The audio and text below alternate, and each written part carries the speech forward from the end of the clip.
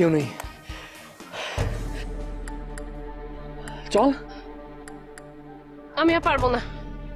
আমার স্কুটিও গেল, মোবাইলও গেল। এখন এখন এখন সবচেয়ে আগে ভাইয়ার সাথে যোগাযোগ করা দরকার। ভাইয়ার সাথে কেন যোগাযোগ করবো?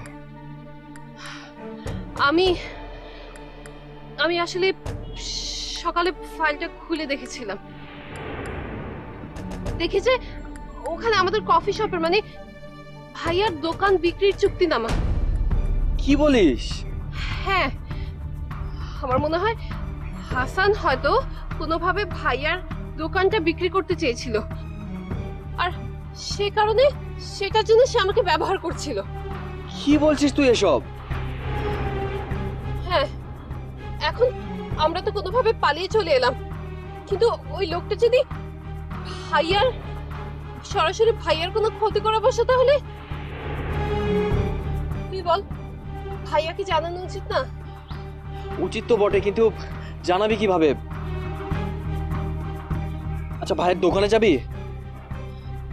না না, অত সময় নষ্ট করা যাবে না, ভাইয়াকে কল করতে হবে। কিন্তু আমাদের দুইজনের মোবাইলই তো।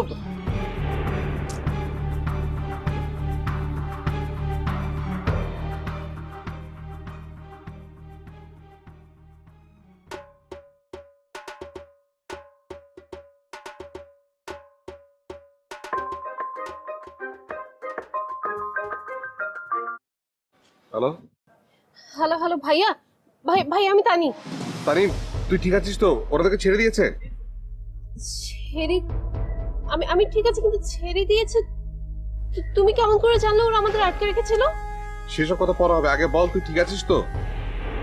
হ্যাঁ হ্যাঁ ভাইয়া, ওরা আমাদের আটকে রেখেছিল, কিন্তু সজীবের বুদ্ধিতে আমরা আমরা কোনোভাবে ওখান থেকে পালিয়ে এসেছি। ভাইয়া ভাইয়া শোনো, ওই ওই হাসান নামের লোকটা সম্ভবত তোমার কোনো ক্ষতি করতে চায়, আর এখন এখন আমাদের ওখানে খুঁজে না পেলে হয়তো তোমার কোনো ক্ষতি করবে ভাইয়া। আচ্ছা শোন, তুই সজীবকে ফোনটা দিত। ভাইয়া সালাম ভাইয়া। সজীব, তোমাকে যে কি বলে ধন্যবাদ দেবো। ওসব কথা এখন থাক ভাইয়া, আমরা। আরে শোনো, ওখানে তোমাদের বেশিক্ষণ থাকাটা ঠিক হবে না। তুমি কাজ করো, তানিকে বাসায় পৌঁছে তারপর তুমি তোমার বাসায় চলে যাও, ঠিক আছে? জি ঠিক আছে, ঠিক আছে, আপনি কোনো চিন্তা করবেন না, আমরা আমরা আসছি। ওকে ভাই, আসসালামু আলাইকুম।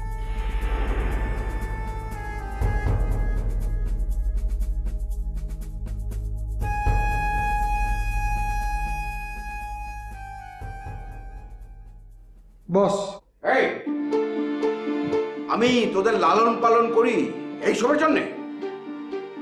সামান্য মেয়েকে আটকে রাখতে পারলি না? হ্যাঁ, মাস্তানি করিস? Sorry boss. সরি সরি আমি তোর?